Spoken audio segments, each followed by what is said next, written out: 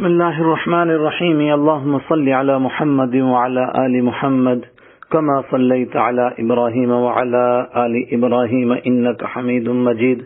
اللهم بارك على محمد وعلى آل محمد كما باركت على إبراهيم وعلى آل إبراهيم إنك حميد مجيد. يا رب صل وسلم دائما أبدا على حبيبك خير الخلق كلهم. مولاي صل وسلم دائما ابدا على حبیبک خیر الخلق کلہم. سامعین گرامی قدر، آپ حضرات سیرت نبوی صلی اللہ علیہ وسلم کی 42ویں مجلس میں شریک ہیں، اور اس میں تذکرہ ہوگا حضرت ابوبکر صدیق رضی اللہ تعالی عنہ کی قیادت میں مسلمانوں کا پہلا حج اور عام الوفود یعنی مدینہ منورہ میں تیزی کے ساتھ آنے والے باہر سے وفود کا تذکرہ. سن 9 ہجری کے حج کا مہینہ قریب آ گیا. جب سے مسلمان مکہ مکرمہ سے آئے تھے، حج کے لیے کوئی نہیں جا سکا تھا. ادھر سورت توبہ کی شروع کی 40 آیات نازل ہو گئیں، جن میں حکم تھا کہ مشرکین کے لیے اللہ تعالی اور اس کے حبیب صلی اللہ علیہ وسلم کی طرف سے بیزاری کا اعلان کر دو. اب عرب کی پاک توحید والی سرزمین میں، جو ساری دنیا کے لیے توحید کا مرکز بن گئی ہے، کسی مشرک ناپاک کو رہنے کی اجازت نہیں ہو سکتی، کیونکہ عرب کے مشرکین کو انہی کی زبان میں قرآن پاک نازل فرما کر اور انہی کے خاندان میں سے ایک مبارک ہستی حضرت رحمت عالم نبی اکرم شفیع اعظم صلی اللہ علیہ وسلم کو بھیج کر بہت سمجھایا جا چکا ہے. اب انہیں اور مہلت نہیں مل سکتی.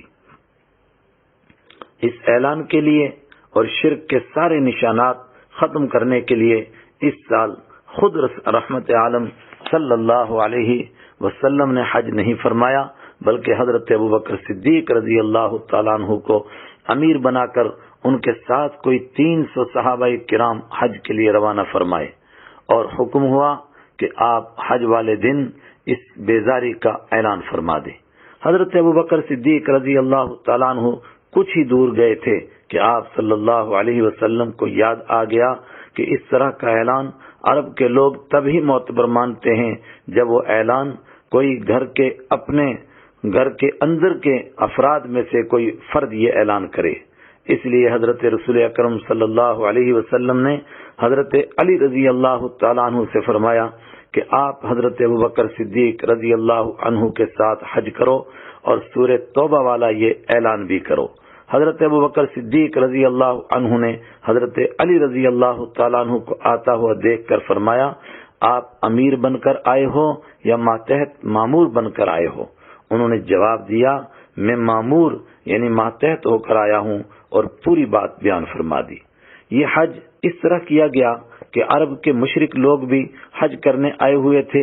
انہوں نے اپنے شرک والے طریقے کے مطابق حج کیا، اور ایمان والوں نے اپنے ایمانی طریقے کے مطابق حج کیا. حضرت ابوبکر صدیق رضی اللہ عنہ نے حضرت علی رضی اللہ تعالی عنہ کا ساتھ دینے کے لیے حضرت ابو ہریرہ رضی اللہ تعالی عنہ اور کچھ دوسرے حضرات بھی ساتھ کر دیے. حضرت علی رضی اللہ عنہ نے یہ اعلان پہلے تو ذی الحجہ کی 9 تاریخ حج والے دن عرفات کے میدان میں کیا، اور کچھ حضرات نے لکھا کہ حضرت ابوبکر صدیق رضی اللہ عنہ نے جو خطبہ حج دیا تھا اس میں بھی یہ اعلان کیا. دوسرے دن حضرت علی رضی اللہ تعالی عنہ نے یہ اعلان منی میں جمرہ عقبہ کی رمی کرنے کے بعد اس کے پاس کھڑے ہو کر تفصیل سے فرمایا. پھر جب ان کا گلا بیٹھ گیا تو حضرت ابو ہریرہ رضی اللہ تعالی عنہ نے حضرت علی رضی اللہ عنہ کے ساتھ ایک ایک خیمے پر جا کر یہ اعلان کیا. یہ اعلان تھا کیا؟ یہ اعلان انہی باتوں کا تھا جن کا سورہ توبہ کے شروع میں ذکر ہے کہ جن جن مشرکین کے ساتھ صلح کا معاہدہ تھا، ان ساروں کے ساتھ بیزاری کا اور صلح ختم کرنے کا اعلان ہو رہا ہے. بس 4 مہینے انہیں اللہ تبارک و تعالی نے اپنے کرم سے اور سوچنے کے لیے مہلت عطا فرما دی ہے.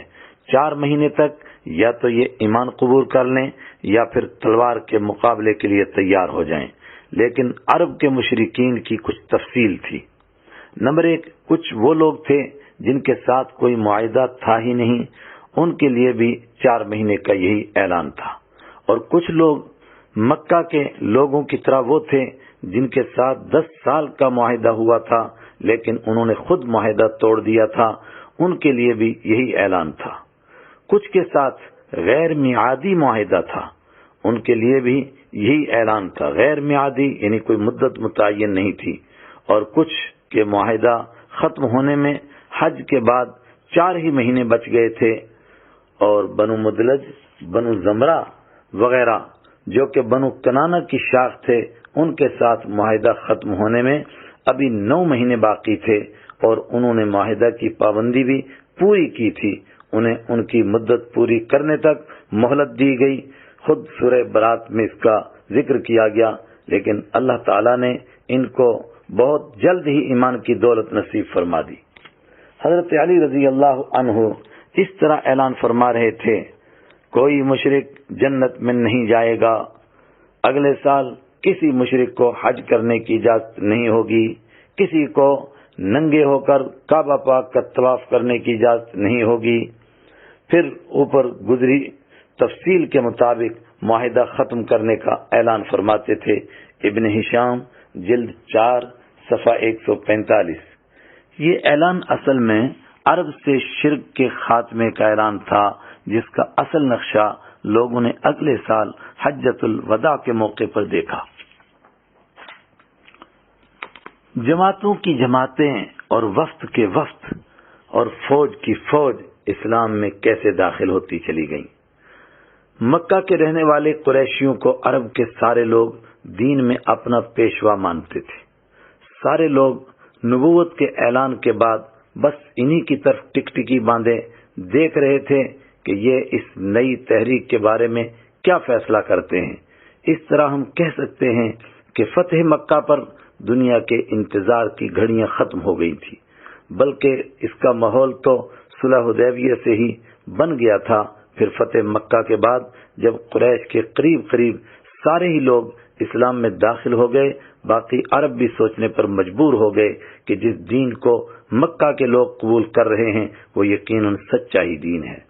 پھر اسلامی لشکر اور جماعتیں جہاں جہاں گئیں، ان کے اخلاق، ان کے کردار اور ان کا اچھا برتاؤ دیکھ کر بھی لوگوں کے شکوک و شبہات اور غلط فہمیاں دور ہوتی جا رہی تھیں، بلکہ اس سے فتح مکہ کے بعد ہی ایسا ماحول بن گیا تھا کہ عرب کے چاروں طرف سے لوگ لمبے لمبے سفر کر کے مدینہ منورہ پہنچ رہے تھے اور ایمان و اسلام کی دولت سے اپنے دامن کو بھرتے جا رہے تھے۔ اس کے لیے اس دور میں مسلمان ہونے والوں کے تفصیلی حالات پڑھ کر اس کا اندازہ لگایا جا سکتا ہے۔ لیکن تبوک کی کامیابی تک ابو عامر راہب جیسے کچھ اندھیروں کے پجاری رومی حکومت سے لوگوں کو ڈرا ڈرا کر سیدھے سادے لوگوں کو اسلام کی روشنی سے دور رکھنے کی لگاتار کوششیں کر رہے تھے، بلکہ منافق لوگوں نے ہنگامہ بپا کر رکھا تھا کہ مکہ مکرمہ کے فتح ہونے سے کچھ نہیں ہوتا، رومی حکومت کا حملہ ہونے والا ہے، وہ اسلام کا نام و نشان مٹا دیں گے۔ لیکن جس وقت اللہ تبارک و تعالی نے تبوک میں بھی ایمان والوں کو حیرت انگیز کامیابی عطا فرما دی تو ان کی نیم مردہ امیدوں اور سہاروں کی بھی کمر ٹوٹ گئی۔ پھر وہ نظارہ کھلی آنکھوں نے دیکھا جو سورہ نصر میں بیان فرمایا گیا ہے۔ آپ بھی سورہ نصر پڑھ لیجئے اور اس کے بعد اس کا نظارہ کیجئے۔ بسم اللہ الرحمن الرحیم۔ اذا جاء نصر اللہ والفتح ورأيت الناس يدخلون في دين الله افواجا فسبح بحمد ربك واستغفر انه كان توابا۔ جب اللہ کی مدد اور فتح آ جائے اور تم لوگوں کو دیکھ لو کہ فوج در فوج اللہ کے دین میں داخل ہو رہے ہیں تو اپنے پروردگار کی حمد کے ساتھ اس کی تسبیح کرو اور اس سے مغفرت مانگو، یقین جانو وہ بہت معاف کرنے والا ہے۔ سورہ نصر۔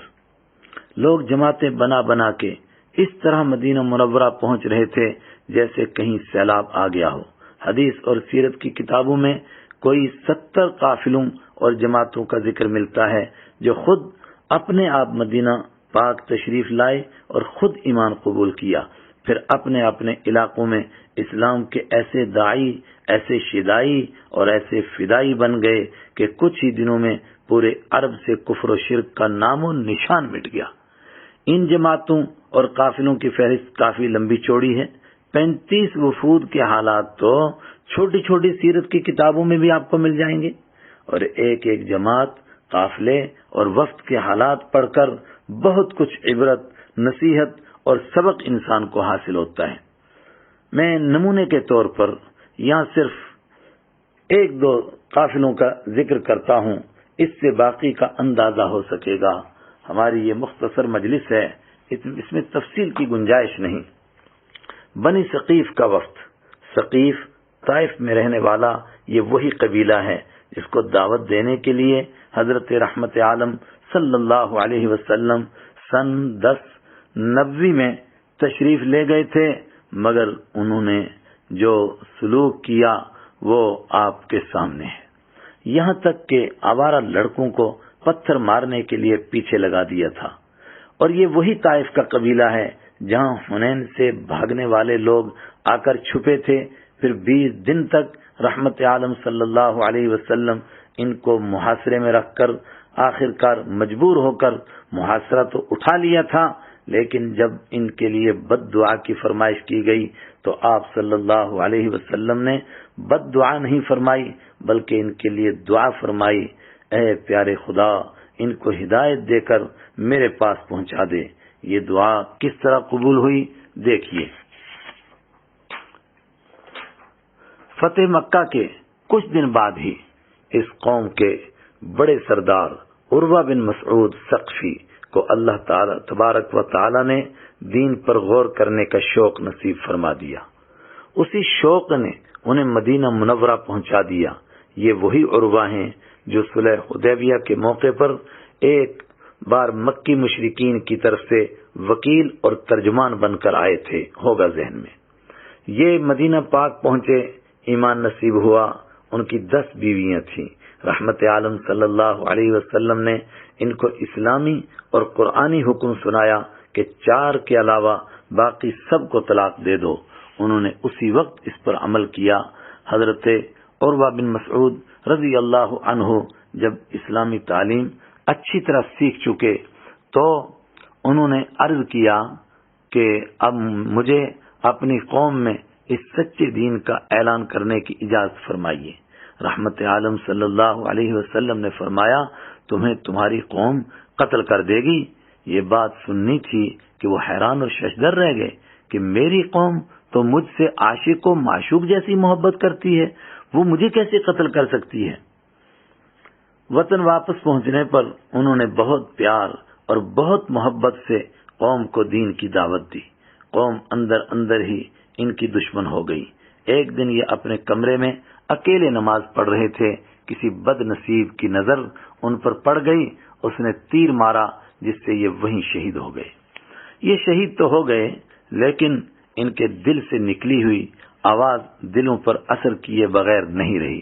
وفات سے کچھ دن بعد ان کے بیٹے ابو فلیح ابن عروہ رضی اللہ تعالی عنہ اور ان کے بھتیجے قارب بن اسود رضی اللہ تعالی عنہ نے مدینہ منورہ پہنچ کر خود ایمان قبول کر لیا۔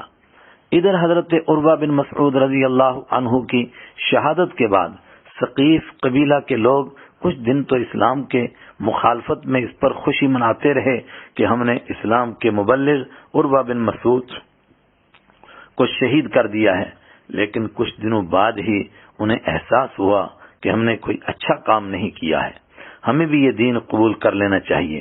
اس لیے انہوں نے مشورہ کر کے اپنے 6 آدمی مدینہ پاک کی طرف روانہ کیے کہ تم اسلام کی تحقیق کر کے آؤ کہ یہ دین ہے کیا۔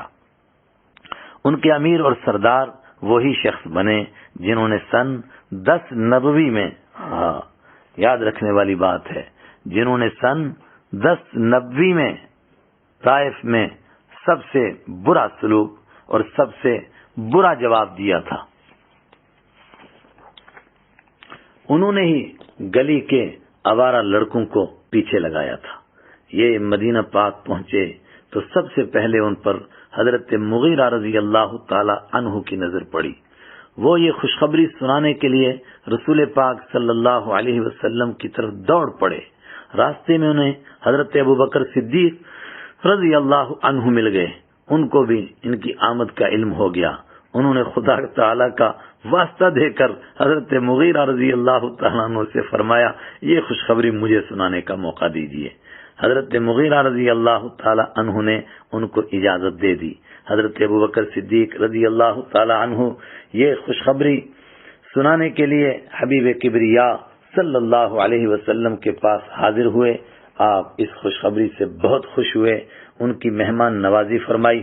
پھر صحابہ کرام رضی اللہ عنہم سے فرمایا، ان کے رہنے کے لیے مسجد کے صحن میں ایسی جگہ پر خیمہ لگاؤ جہاں سے یہ مسلمانوں کو نماز پڑھتے دیکھیں اور قرآن پاک بھی سنیں۔ ان کے لیے مہمان نوازی کا خاص انتظام کیا گیا۔ حضرت خالد بن سعید رضی اللہ تعالی عنہ کو ان کی دیکھ بھال کی ذمہ داری دی گئی۔ یہ قافلہ سن 9 ہجری میں اس وقت مدینہ پاک پہنچا تھا جب آپ صلی اللہ علیہ وسلم کو تبوک سے واپس آئے ہوئے کچھ ہی دن ہوئے تھے۔ قافلے کے سردار کو اپنی گزری ہوئی ساری باتیں نظروں کے سامنے تھیں۔ پھر یہ اخلاق دیکھ کر وہ اندر ہی اندر بڑے پشیمان ہوتے تھے۔ ایک دن انہوں نے حضرت خالد بن سعید رضی اللہ تعالی عنہ کے ذریعے کچھ شرطوں پر صلح کرنے کی بات کی کہ ہم مسلمان ہو جائیں گے، لیکن چند ہماری شرطیں ہیں۔ کیا شرطیں تھیں؟ کہ ہم بدکاری، شراب اور سود نہیں چھوڑیں گے، اس کی ہمیں اجازت دے دی جائے۔ لیکن جس وقت ان گندے کاموں کی حقیقت رحمت عالم صلی اللہ علیہ وسلم نے ان کے سامنے کھول کر بیان فرمائی، انہیں بات سمجھائی تو بات ان کی سمجھ میں آ گئی اور یہ لوگ یہ کام چھوڑنے کے لیے تیار ہو گئے۔ پھر انہوں نے کہا، ہم مسلمان ہو جائیں گے لیکن نماز نہیں پڑھیں گے۔ آپ صلی اللہ علیہ وسلم نے فرمایا، لا خیر فی دین لیس فیہ رکوع، یعنی اس دین میں کچھ بھی خیر نہیں جس میں عاجزی نہ ہو، یعنی جس میں نماز نہ ہو۔ آخر میں انہوں نے اپنے بت لات کے لیے کہا کہ ہمارے بچوں اور عورتوں کو اس سے بہت محبت ہے، وہ نہ توڑیے گا۔ باقی سب شرطیں انہوں نے مان لی، لیکن حضور اکرم صلی اللہ علیہ وسلم نے یہ بات بھی ان کی تسلیم نہیں فرمائی۔ پھر انہوں نے آخری بات یہ رکھی کہ ہمارے بت ہمارے ہاتھوں سے نہ توڑوائے جائیں۔ رحمت عالم صلی اللہ علیہ وسلم نے یہ بات مان لی اور فرمایا، اس کا انتظام ہم خود کریں گے۔ کچھ روایتوں میں ہے کہ دوسرے دن ان کے سردار عبد یالیل نے ایک بت کے لیے کہا، ہم نے ساری باتیں مان لی لیکن ہم ربا کا کیا کریں؟ آپ صلی اللہ علیہ وسلم نے فرمایا، اس کو گرا دو۔ وفد کے لوگوں نے کہا، اگر کبھی ربا کو اس کی خبر ہو گئی تو ہمارا تو بیڑا ہی غرق ہو جائے گا۔ اس پر حضرت عمر رضی اللہ عنہ نے فرمایا، او عبد یالیل، کچھ سمجھ سے کام لے، ربا کیا ہے؟ ایک پتھر ہی تو ہے۔ اس پر عبد یالیل کچھ شرمندہ سے ہو گئے، لیکن انہوں نے کہا، اس کے توڑنے کا انتظام بھی آپ خود ہی کریں۔ آپ صلی اللہ علیہ وسلم نے فرمایا، ٹھیک ہے، اس کے لیے ہم کوئی آدمی بھیج دیں گے۔ انہوں نے کہا، مگر ہمارے ساتھ نہ بھیجیے گا۔ الغرض اس تحقیق اور بات چیت کے بعد وہ سب کے سب پکے سچے مسلمان بلکہ صحابی رسول صلی اللہ علیہ وسلم بن گئے۔ رحمت عالم صلی اللہ علیہ وسلم نے ان میں سب سے چھوٹے حضرت عثمان بن ابی العاص رضی اللہ عنہ کو ان کا امیر اور ان کا امام مقرر فرمایا، کیونکہ سب سے بڑھ کر انہیں ہی قرآن کریم یاد تھا۔ یہ خفیہ آنے والوں سے سیکھتے رہتے تھے۔ نیز یہاں مدینہ منورہ میں بھی جس وقت قافلے والے آرام کرتے تھے، یہ قرآن پاک سیکھنے میں لگ جاتے تھے۔ جس وقت یہ وفد واپس طائف پہنچا، انہوں نے مشورہ کر کے شروع میں لوگوں سے اصل بات چھپا کے رکھی۔ انہوں نے کہا، بہت برا ہو گیا ہے، ہمیں حکم دیا گیا ہے کہ یا تو بدکاری، شراب، سود وغیرہ چھوڑ کر لات بت کو توڑ کر پکے سچے مسلمان بن جاؤ، ورنہ لڑائی کے لیے تیار ہو جاؤ۔ طائف والوں پر جاہلیت غالب آ گئی۔ اور انہوں نے جنگ کا اعلان کر دیا. انہوں نے کہا کوئی پرواہ نہیں، ہم جنگ کریں گے. مگر 2-3 دنوں کے بعد ہی وہ نرم پڑ گئے اور اس وقت سے کہنے لگے کہ آپ لوگ دوبارہ مدینہ منورہ جاؤ اور ان کے ساتھ صلح کی کوئی بات کر کے آؤ. اس موقع پر وفد نے ساری بات تسلی کے ساتھ اچھی طرح بتا دی. اللہ تبارک و تعالی نے انہیں اپنے کرم اور اپنے فضل سے ایمان کی دولت عطا فرما دی اور لوگوں نے رحمت عالم صلی اللہ علیہ وسلم کی دعا قبول ہوتے ہوئے دیکھ لی. کچھ دنوں کے بعد ہی آپ صلی اللہ علیہ وسلم نے حضرت خالد رضی اللہ تعالیٰ عنہ کی امارت میں کچھ صحابہ کرام لات بت کو توڑنے کے لیے روانہ فرمائے. جس وقت یہ حضرات طائف پہنچے، لوگ یہ منظر دیکھنے کے لیے ننگے پاؤں باہر دوڑ پڑے. حضرت مغیرہ بن شعبہ رضی اللہ عنہ نے شرک کی حقیقت ان کے دلوں میں اتارنے کے لیے ایک حکمت اپنائی کہ ان کے بت لات پر ہتھوڑے کی ایک چوٹ مار کر دھڑم سے خود زمین پر گر گئے. لوگوں نے تالیاں بجا بجا کر کہا، دیکھ لی لات کی طاقت اور شکتی، اب یہ تم سب کا بیڑا غرق کر کے چھوڑے گا. حضرت مغیرہ بن شعبہ رضی اللہ عنہ تھوڑی دیر بعد ہنستے ہوئے اٹھے اور فرمایا، میں تو تم لوگوں کا امتحان لے رہا تھا. پھر پہلے اس کا چھت توڑا، پھر دیواریں توڑی اور آخر میں اس کی بنیادیں بھی کھود کر نام و نشان مٹا ڈالا. اس منظر کو دیکھ کر لوگوں کو شرک کی حقیقت کا علم ہو گیا کہ ہم کیسی بے حیثیت چیزوں سے ڈر ڈر کر ان کی پوجا کر رہے تھے. اس حکمت سے قبیلہ بنو ثقیف کو یقین کیا عین الیقین کے ساتھ ایمان نصیب ہو گیا، بلکہ اکثر کو صحابیت کا شرف بھی عطا ہو گیا. رضی اللہ عنہم ورضوا عنہ. یہ لات بت کیا ہے، پیچھے بھی اس کا ذکر ہو چکا. لات ایک بزرگ اور خدمت خلق کرنے والے شخص تھے. ان کے انتقال پر لوگوں نے ان کا بت بنا کر ان کی پوجا شروع کر دی تھی. ابن ہشام جلد 4 صفحہ 142. ایک اور وفد کا ذکر سن لیجئے، زمام بن ثعلبہ رضی اللہ عنہ. یہ کوئی قافلہ یا وفد نہیں ہے، بلکہ یہ ایک اکیلے شخص خدمت اقدس صلی اللہ علیہ وسلم میں حاضر ہوئے تھے. میں ان کا اس لیے یہاں ذکر کر رہا ہوں تاکہ اندازہ ہو جائے کہ کچھ اکیلے شخص ہی ایسے تھے جو سارے قافلے کا کام کر رہے تھے، یعنی وہ تنہا ایک انجمن تھے. یہ بھی سن 9 ہجری میں اپنے گاؤں سے مدینہ پاک آئے. حضرت انس رضی اللہ تعالی عنہ فرماتے ہیں کہ یہ اس وقت رحمت عالم صلی اللہ علیہ وسلم کے پاس پہنچے جس وقت آپ صلی اللہ علیہ وسلم اپنی ایک بڑی مجلس میں ٹیک لگا کر بیٹھے ہوئے تھے. انہوں نے مسجد نبوی کے دروازے پر اپنا اونٹ باندھا اور سیدھے مسجد میں آ کر پوچھنے لگے، آپ میں سے محمد کون ہیں صلی اللہ علیہ وسلم؟ صحابہ کرام نے جواب دیا، یہ مبارک ہستی روشن چہرے والے جو تکیہ لگا کر بیٹھے ہوئے ہیں یہی ہیں. انہوں نے کہا، عبد المطلب کے پوتے. نبی صلی اللہ علیہ وسلم نے فرمایا، میں نے سن لیا اور تم کو جواب دے دیا. انہوں نے کہا، میں نے آپ سے کچھ باتیں پوچھنی ہیں لیکن میں سختی سے پوچھوں گا، آپ اپنے دل میں ناراض نہ ہوئیے. نبی پاک صلی اللہ علیہ وسلم نے فرمایا، آپ نے جو باتیں پوچھنی ہیں پوچھو. انہوں نے کہا، میں آپ کو آپ کے پروردگار کی اور آپ سے پہلوں کے پروردگار کی قسم دے کر پوچھتا ہوں، کیا آپ کو اللہ تبارک و تعالی نے ہی پیغمبر بنا کر سارے لوگوں کی طرف بھیجا ہے؟ آپ صلی اللہ علیہ وسلم نے جواب دیا، قسم بخدا، جی ہاں، اے اللہ تو گواہ رہے. پھر انہوں نے کہا، میں آپ کو اللہ تعالیٰ کی قسم دیتا ہوں، کیا اللہ ہی نے آپ کو یہ حکم دیا ہے کہ دن اور رات میں 5 نمازیں پڑھیں؟ تو آپ صلی اللہ علیہ وسلم نے فرمایا، قسم بخدا، جی ہاں. پھر انہوں نے کہا، میں آپ کو اللہ کی قسم دے کر پوچھتا ہوں، کیا اللہ ہی نے آپ کو یہ حکم دیا ہے کہ آپ سال میں 1 مہینہ رمضان کے روزے رکھیں؟ تو آپ صلی اللہ علیہ وسلم نے فرمایا، قسم بخدا، جی ہاں. تو انہوں نے کہا، میں آپ کو اللہ کی قسم دے کر پوچھتا ہوں، میں آپ کو اللہ کی قسم دے کر پوچھتا ہوں، کیا اللہ تعالیٰ ہی نے آپ کو یہ حکم دیا ہے کہ آپ ہمارے مالداروں سے صدقہ یعنی زکوٰۃ لے کر ہمارے غریبوں پر تقسیم فرمائیں؟ تو آپ صلی اللہ علیہ وسلم نے فرمایا، جی ہاں۔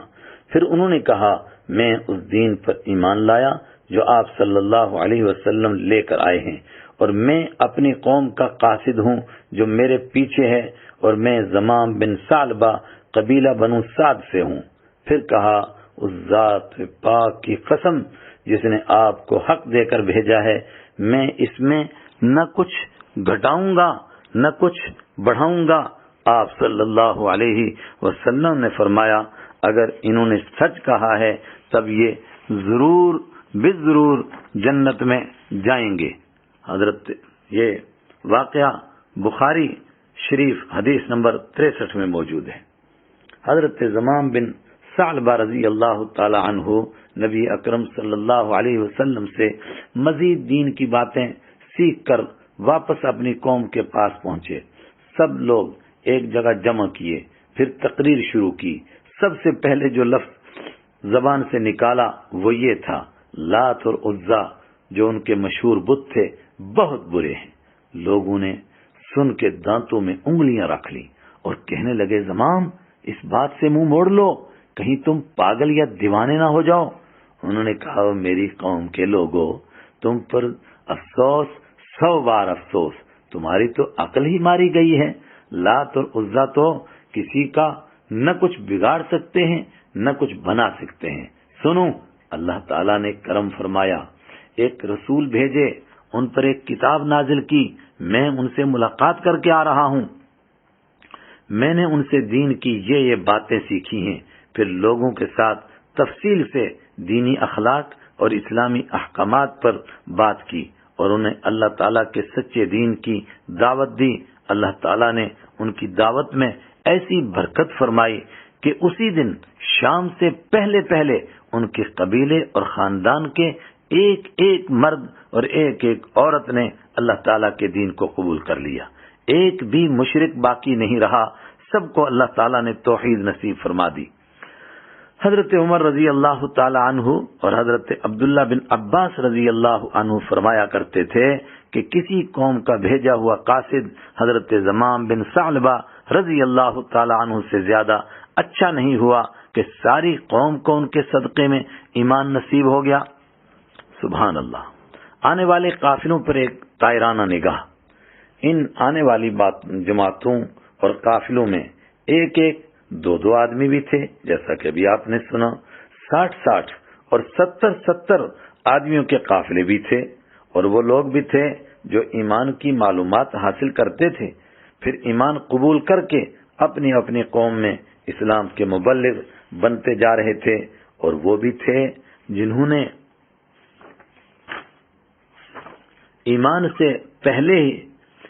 نے ایمان تو پہلے ہی قبول کیا ہوا تھا، بس زیارت مبارک اور صحابیت کا شرف حاصل کرنے کے لیے حاضر ہوتے تھے اور اپنے اپنے دلوں کو نورانی بنا کر واپس چلے جاتے تھے۔ اور وہ بھی تھے جو دربار نبوی میں حاضر ہو کر اچھی طرح بحث کرتے، پھر ایمان قبول نہیں کرتے تھے، بلکہ اور سوچنے اور مزید غور و فکر کرنے کے لیے وقت لے لیتے تھے اور صلح کر کے واپس چلے جاتے تھے، جس طرح کے نجران کے عیسائیوں کا وفد۔ میں نے نمونے کے طور پر آپ کے سامنے بس یہ 2 قصے یہاں پیش کر دی۔ ایک حضرت زمام بن ثعلبہ رضی اللہ تعالی عنہ کا قصہ جو اکیلے آئے، اور ایک بنو ثقیف کا قصہ طائف والوں کا، جن سے مجموعی اندازہ لگایا جا سکتا ہے۔ اس طرح کے زیادہ قافلے سن 10 ہجری میں آئے تھے، اسی لیے سن 10 ہجری کو سیرت کی کتابوں میں عام الوفود یعنی قافلوں والا سال کہتے ہیں، لیکن اس کا یہ مطلب ہرگز نہیں کہ اس طرح کے سارے قافلے اور ساری جماعتیں سن 10 ہجری میں ہی آئی تھیں، نہیں، بلکہ کچھ سن 8 ہجری میں اور کچھ سن 7 ہجری میں اور کچھ بالکل مدنی دور کے شروع میں اور کچھ سن 11 ہجری میں بھی آئی تھیں، جیسا کہ بنی نخا کا قافلہ۔ یہ لوگ یمن کے رہنے والے تھے اور حضرت معاذ رضی اللہ تعالی عنہ کے ہاتھ پر سارے مسلمان ہو گئے تھے۔ پھر ان کے کوئی 200 آدمی جماعت بنا کر زیارت اور ملاقات کا شرف حاصل کرنے کے لیے محرم کے درمیان والے عشرے یعنی سن 11 ہجری میں تشریف لائے تھے۔ انہیں مدینہ پاک میں خاص مہمان بنا کر رکھا گیا تھا اور دوسروں سے بڑھ چڑھ کر ان کی مہمان نوازی بھی کی گئی تھی۔ اس قافلے میں زرارہ بن عمر رضی اللہ تعالی عنہ نام کے ایک بزرگ بھی تھے۔ انہوں نے راستے میں دیکھی ہوئی بہت ساری خوابوں کی تعبیر حضرت رحمت عالم صلی اللہ علیہ وسلم سے پوچھی۔ آپ صلی اللہ علیہ وسلم نے ہر ایک خواب کی تعبیر صاف صاف بتا دی اور آخر میں ایک خواب کی تعبیر یہ بتائی کہ ایک فتنہ اٹھے گا جس میں لوگ وقت کے خلیفہ کو قتل کر ڈالیں گے، ہائے ہائے، پھر آپس میں ہی زبردست جھگڑا ہوگا، مومن کا لہو پانی کی طرح سستا ہو جائے گا، اور سنو اگر آپ کا بیٹا مر گیا تو آپ اس فتنے میں پڑ جاؤ گے، اور اگر آپ مر گئے تو آپ کا بیٹا اس فتنے میں ضرور پڑ جائے گا۔ حضرت زرارہ رضی اللہ عنہ نے عرض کیا، میرے لیے دعا فرمائیں، میں یہ فتنہ نہ دیکھوں۔ آپ صلی اللہ علیہ وسلم نے ان کے لیے دعا فرما دی۔ آخر کار یہی ہوا، حضرت زرارہ رضی اللہ تعالیٰ عنہ وفات پا گئے، لیکن ان کا بیٹا زندہ رہا۔ پھر جس وقت حضرت عثمان رضی اللہ عنہ کی خلافت کے خلاف بدقسمت لوگ کھڑے ہوئے، یہاں تک کہ نبی پاک صلی اللہ علیہ وسلم کے دوہرے داماد پر جھوٹے الزام لگا کر سیدھے سادھے مسلمانوں کی بڑی تعداد ان کے خلاف کر دی، اور آخر کار وہ بہت بے دردی کے ساتھ شہید کر دیے گئے، اس وقت حضرت زرارہ رضی اللہ عنہ کے بیٹے ان باغیوں کے ساتھ مل گئے، اور رحمت عالم صلی اللہ علیہ وسلم کی بتائی ہوئی تعبیر بالکل ویسی پوری ہوئی۔ آج کی اس مجلس کا اسی پر اختتام کرتے ہیں۔ یہ میں نے بڑے اختصار کے ساتھ ان وفود کا آپ کو تعارف کرایا۔ اگر آپ کو اللہ تعالیٰ توفیق دے اور آپ کو شوق پیدا ہو جائے تو سیرت کی بڑی کتابوں میں اس کی تفصیل پڑھ کر کے ہم اپنے لیے بہت کچھ عبرت، نصیحت اور اسباق کا سامان فراہم کر سکتے ہیں۔ وآخر دعوانا ان الحمد للہ رب العالمین۔